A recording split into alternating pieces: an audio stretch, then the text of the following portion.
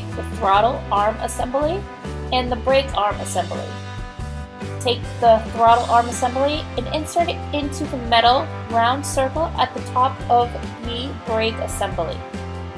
Next, we're going to take the brake leg assembly. This one has the chain attached to it, and you can see there's a little knob at the top. What we're going to do is insert this into the brake handle assembly and connect it until the knob clasps into one of the holes. This can be adjusted later when we bring it to our car. Next, we're going to take our support strap, where you can see there's a clasp on one end and there's a hole on the other.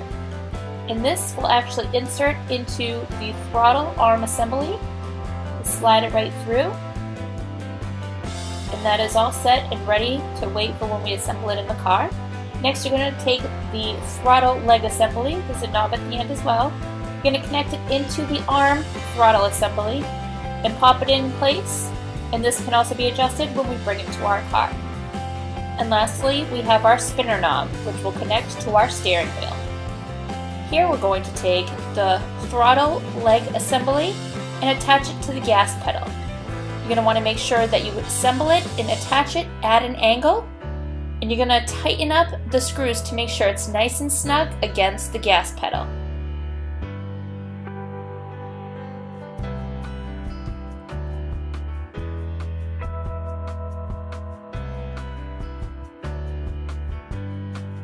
Next, you're going to want to take the brake leg assembly and attach the chain to go over and under the brake. You're going to take the chain and connect it to the bottom screw, attaching like so. Then you're going to take the two washers that come with it and also place those over the screw. And then connect the screw into the top portion of the brake assembly. Next, take the screw knob and tighten up the brake leg assembly onto the brake pedal. Make sure you tighten it nice and tight so it doesn't move.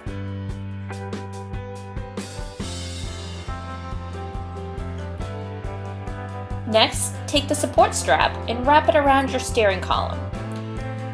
Open the clasp and attach it to the brake leg assembly to hold your driving device into place.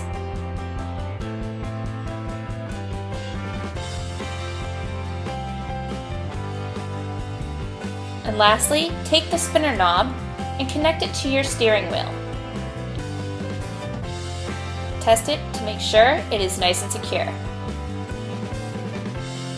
Now we are ready to drive.